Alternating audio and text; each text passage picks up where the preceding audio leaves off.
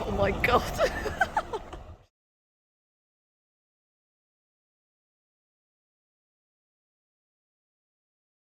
Well, here we go. Here she is in all her glory, the lovely V8 out the off-roader. I've got a suspicion, I don't know, but I've got a suspicion this isn't a 3.5. I think this is a 4 litre or something. It's definitely out of a later car because I don't think they would have had these sprung load tensioners in 1970s or 1980s. I might be wrong. I don't know. Maybe it's like a 3.9 or a 4 litre or something that someone's put the carbs on. Hopefully we will find out when we start getting involved. I think that's where the engine number's supposed to be there somewhere. Maybe it's there, I'm not sure. I don't know a lot about the V8s, but we'll clean the block off and we'll have a look and see what it says. So just going to give it a spray with some degreaser, rub it in. Obviously I'll close off all the ports on everything before I do that, and then we'll pressure wash it, and then we'll get it inside and we'll start having a look at it. So we've got to get this engine onto an engine stand and start stripping the bits off it we don't want, and getting it cleaned up and painting bits and pieces. It is confirmed this is a 3.9 V8, this engine, which I'm told will just bolt straight up. We are going to make it look more like a 3.5. We're replacing the front cover, the front end, so it goes from on these serpentine belts, which is very efficient, I know, and they're a great system, especially with this sprung loaded tensioner and everything, to a V-belt system, which is what this should originally have on it. As you can see, I did clean it in the last episode. It came out quite well. Got a lot of the muck and mud off of it. But we're going to get it up and mounted and start taking it apart. So bear with me and I'll get this loaded up onto an engine stand. So I think the engine's a bit too big for the engine stand. I don't know if you can see that. There's got a bit of a lean going on it. Yeah, so we'll try and get as much weight off it as we can.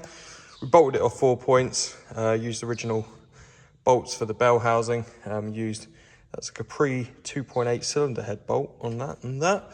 So the bolts are strong enough. I don't think it's actually going to do anything. I think it's just on its limit of what it could handle. By the time we get a lot of the front weight off of it, like the alternator, I think it's probably still got engine oil in it as well, so we can drain that. That's quite a lot of weight, and get the carbs off. It won't be too bad. So let's start pulling it apart. I've got a nice little tidy workbench there as well. So I'll probably, I'll set up a camera and we'll just work our way through it slowly. Let's see. Ah, no water. All right, must have done a half decent job then. It's quite good as well for engine oil, if I'm being honest with you. So we'll drain that and then we'll start working our way from the top down, I think.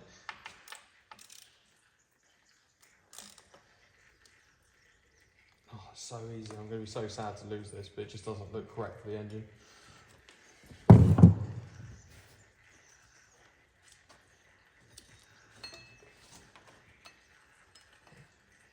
It's not fun.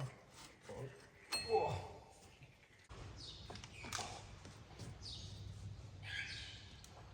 Here you are.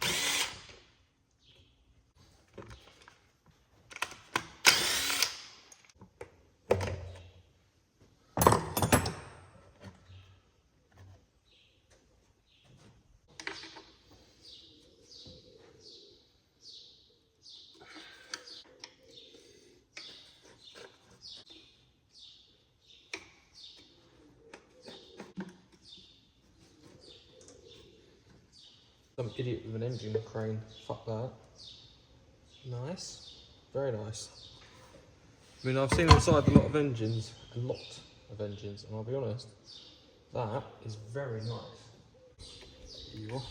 Go find a snap.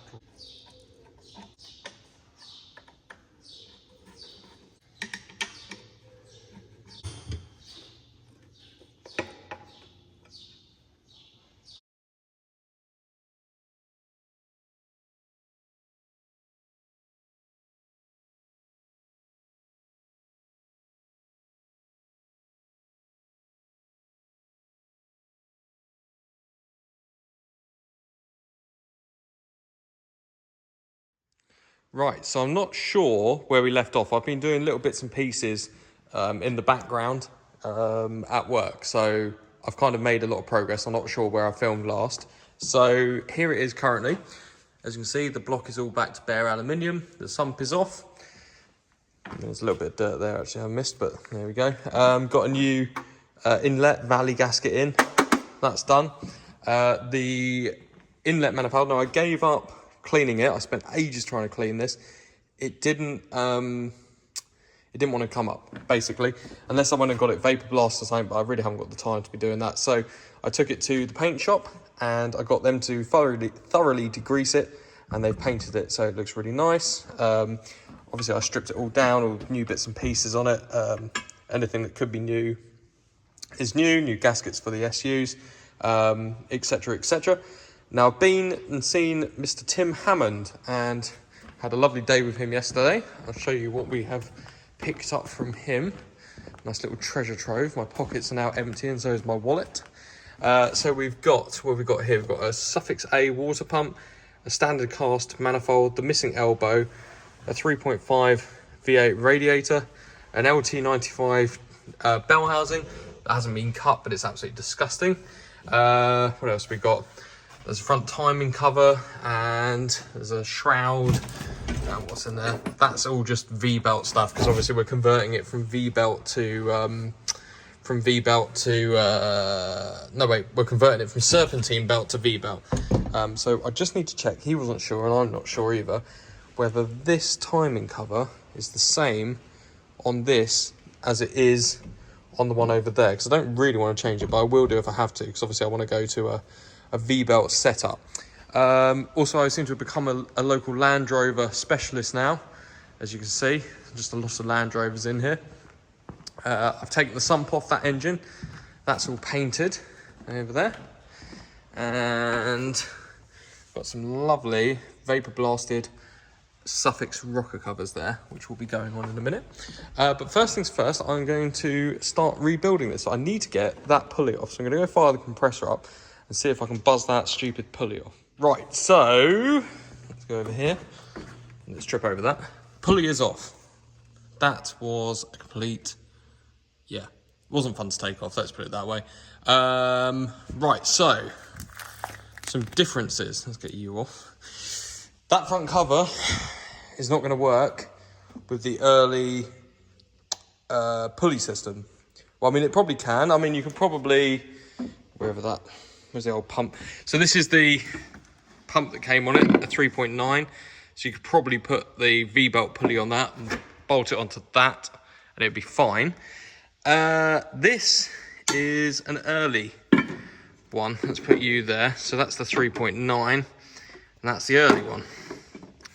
Yeah, a little bit bigger than the other one.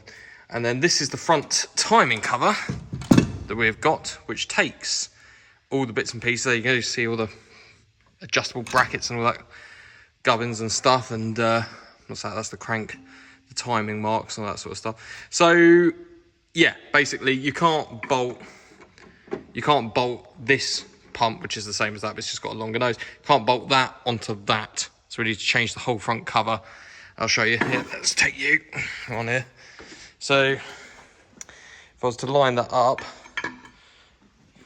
yeah, a little bit different. So what we're going to have to do, God, I've got so many Range Rover.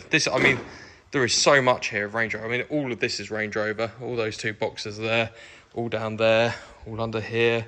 The whole back of in here is full of stuff as well. Yeah, so we're going to have to take the distributor out, and I hope that distributor will work in that. It should do. But take the distributor out, and I think it's got the oil pump drive and all that cool sort of stuff in there. Pull that off, clean the new case up, put the new case on. Hopefully we've got a seal for that. And then we can go from there. So I'm basically just going to stick it on a time lapse. It's all funny because I want to bolt the sump on. Can't bolt the sump on because the sump bolts to the timing cover. I want to put the inlet manifold on. I don't want to put that on because I'm going to have to take that off. And I can't put the rocker covers on because they're too nice and shiny and they get dirty. So yeah, let's set up a time lapse and we'll just crack along with that.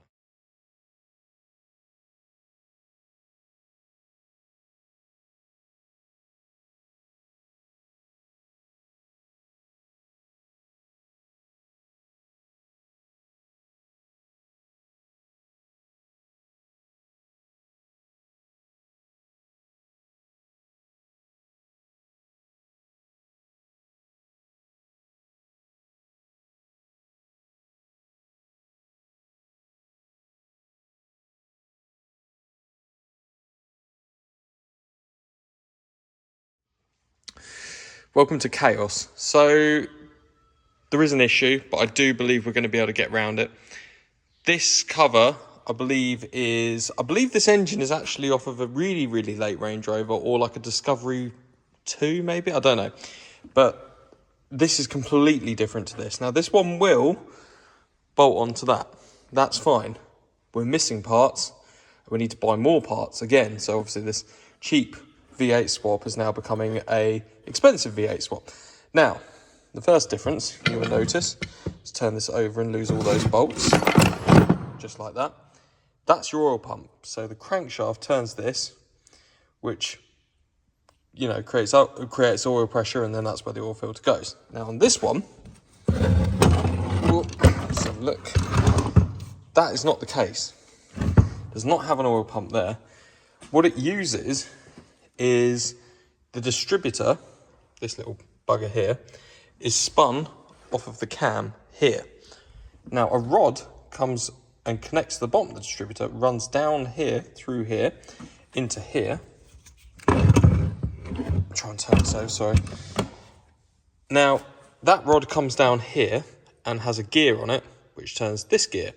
That's your oil pump, that creates the pressure, and then the oil filter bolts onto the bottom of that, which is, I mean, you can see it's just down there. That's the housing for the oil filter. So we're missing those gears. I actually kind of remember Tim saying he needed them for something else. That's why I haven't got them. So I need to order those gears, the rod, and also the correct distributor. Now this distributor won't work because there's no way for the rod to attach to the bottom of this distributor, which is really irritating. It's just part of life. The other thing I need to make sure is this the right gear for that type of distributor. So yeah, a little bit of research. Got the old book of lies out, so let's have a look. So there we go, that's the gear there that turns the distributor, which is that one. Looks like it's probably the same, so I'm not too bothered about that. And then if we go, what was it? I think it was 110, is it 110? Let's see, there we go. That's the bottom there. As you can see, that gear there is the one that goes up and meets the bottom of the distributor. And that is turned from the camshaft, turns distributor, which turns the bottom distributor, turns this gear, which then turns this one here, which is what we need to do. So, in theory, we're still in good stead. We can bolt that cover on once we get... I mean, we could actually clean up and bolt the cover on now and then put the gears in last, but I'm probably not going to do that. I'm probably going to set it up off the car just so we know we're getting good contact. Actually, I don't know if you can. I don't know. Anyway. Right, so I'm slowly cleaning up parts as we go. This is disgusting. This is the bell housing I got from Tim Hammond. All you guys have got to do is blink, but this will probably be, I don't know, an hour of my day. So let's see how that goes. Oh, it's not working. What's going on? That's a little bit better. So, I mean, it's not going to get any cleaner than that, but it was absolutely disgusting. So, next step, I think, is going to be to unbolt all this and fit it in there. We've made some progress around here. Got some parts that are all cleaned up. Coming along nicely, which is good. There's the old V8, looking quite happy. Right, so that bell housing is out. Now, I didn't realise, but let me just flop this over here. This bell housing that Tim Hammond provided me didn't come with this pivot bolt, whatever it is. I don't know what technical name for it is. Anyway, as you can tell, it's nice and solid in there now, but it wasn't. Let me put this little clip in now.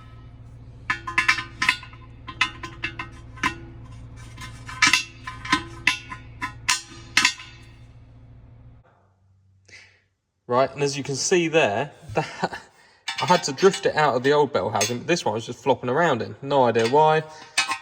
So I racked my brains for ages. I thought, oh, how am I going to get around this? What am I going to do? Am I going to have to drill a hole and put a roll pin through? Am I going to glue it? I didn't know. So what I actually did, let's just rotate you over here. So, annoyingly, I didn't take any videos of it. I drilled a hole through this stud and then tapped a thread for I don't know what it is, an M6 and M8 bolt, and then I welded it into the hole, and then I've added Loctite and 2 nuts and 2 washers. As you can see, it is in there absolutely rock hard now. So that fixes that problem, which I'm very happy with, because that was very worrying otherwise. And let's just rotate you over again. Yeah, looks exactly as it should do now. So we've got to install that, and then I've got to go pick up some packages from Famous 4, so bear with me. So it's time to build up the V8, because we just skip on over here. That is all in. I need to put that release bearing on, which I'll probably forget, then stick the engine in. So before we bolt the engine in, we need to build it up. So first things first. Sorry if I'm a bit zoomed out in the camera. How's that? So we need to put the timing cover on, then we need to put the sump on, and then that's as much as I'm going to bolt onto it. Oh, and also the alternator bracket as well, which I've just had to repair. So that's also a lifting eye. So we have one here and one there. So obviously it just lifts it up nice and centrally. So we'll put on the timing cover, then we'll put on the sump, then we'll lift it up off the engine stand, then we'll spin it round, and then we'll put a new rear crank seal in, and then we'll put the flywheel on, which is here. There we go. And then we can bolt to it our new clutch from Famous 4, which looks good. We've also got a lovely new distributor set here and leads and all that sort of stuff. That was a stupid amount of money, don't ask how much that was. And then we got crank pulley, idler pulley, don't know what that is. Oh, engine mount. Yeah, loads of stuff basically. So let's just start bolting stuff on.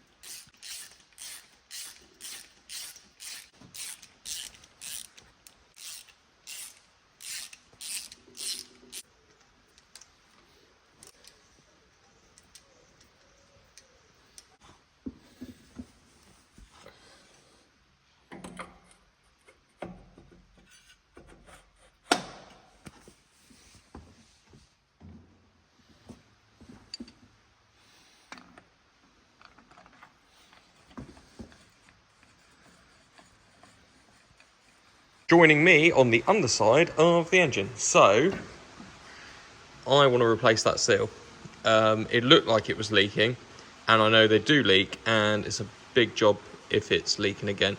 Now, I've read a lot of stuff online. Some people just say, oh, you just pry it out and push a new one in. The Haynes manual, and then an article online says you need to remove the rear main bearing cap, which is these two bolts, and pulls this section out, which would make sense. And then you pull the seal out and push the new one in. I think I'm going to do that. It's the way it seems to say it online. And I've got a new seal. I mean, I did think I'll just leave it, but I do think it was leaking because it had a lot of oil spray around it. Now, that could have been the Valley gasket that was leaking, but I think just to be on the safe side, we'll replace it. So I'm just going to pull that out and see how that goes. Fingers crossed. It's a nice, easy job. Right, so there we go. So that's the main bearing cap off, the rear main bearing cap. So the bolts, they were two 19 mils. Yeah, they were tight, very, very tight. Now, to get it out, I'll just slot that back in there. What I actually did is, you see these two, there's one here, sorry, try and focus, one here and one here. I used a screwdriver on the underside, slowly tapping each slide until eventually it just slid up a little bit, just so it came out. They were very, very, very, very, very tight. There's the two little bolts there. Really good nick, actually, for one of these. I mean, there's a little bit of oil on there as well. It's starting to wear, but I mean, it's not bad. I've seen a lot worse than that. It's still got its coating on. Pop you in there. So then it's just a simple removing the seal, apparently. Oh, there we go. But that was nice and easy, wasn't it? Let's see if we can see any damage on it. Yeah, it does look a little bit, of course, won't focus. Let's go over here in the light. It does look a little bit. Yeah, it does look a little bit warped. It doesn't look good either, does it, really? So we've got a new one. So we'll be putting a new one of them in. The other thing to note is, I don't know if I've got them, but I think these are what's known as the crucifix seals. So these are just little rubber seals. So we'll probably replace those too. But yeah, apart from that, it looks pretty straightforward. So I'll just give that a little wipe down. And I've been told these have to go on dry. So I won't put any oil on it. So let me just rebuild this again. Right, so that is all together now. It's all slotted in, all torqued down to spec. I was wrong. You actually put a very, very, very small amount of oil around the outside of the lip, not the inside, outside. I just slot straight in. So the next step is now going to be to put the sump on. And I've got some nice boxes just there. They've got all the missing parts I need. So hopefully we'll be putting this engine in today.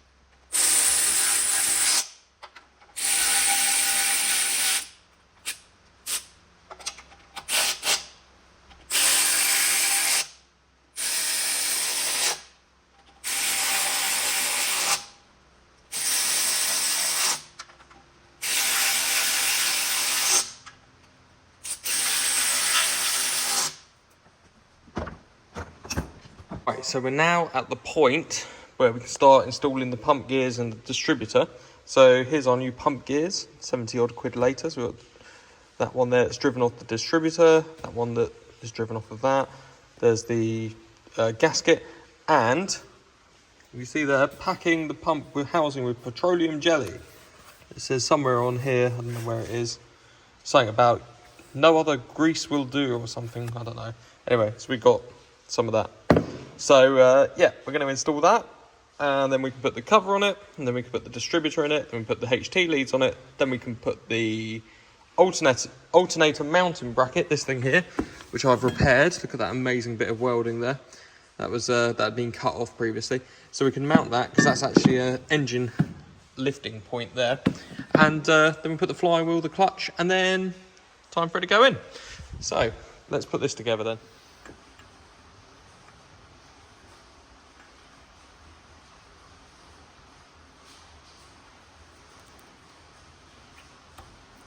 Go.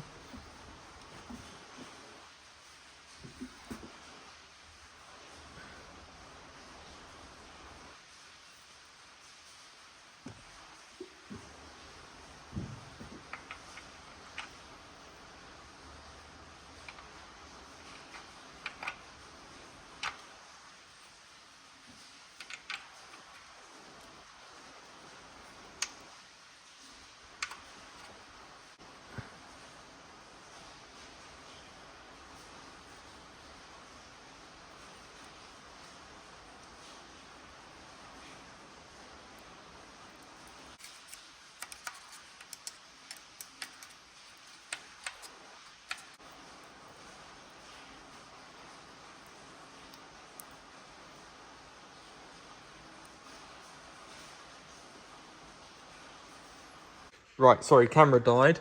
That's all bolted in now. As you saw, I had a load of fun packing all that petroleum jelly in there. So we're at TDC. Piston number 1 is at the very top. So we're good there. So it's now time to put Mr. Distributor in. And if I remember looking at the book, which we're just going to have a quick look at this book. Where are we? Where is it? Oh, have I lost it?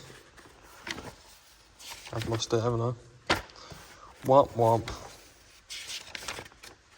I don't know. Anyway, distributor should be pointing here, roughly, for number 1. So we'll pop that in now. Little update. Sorry, I didn't realise it stopped recording. My phone's got almost no storage left. Distributor's in. Drive gears are in. Alternator brackets on. Engine mounts are on. Strapped up. Time for the bearing to go in the little pilot bearing.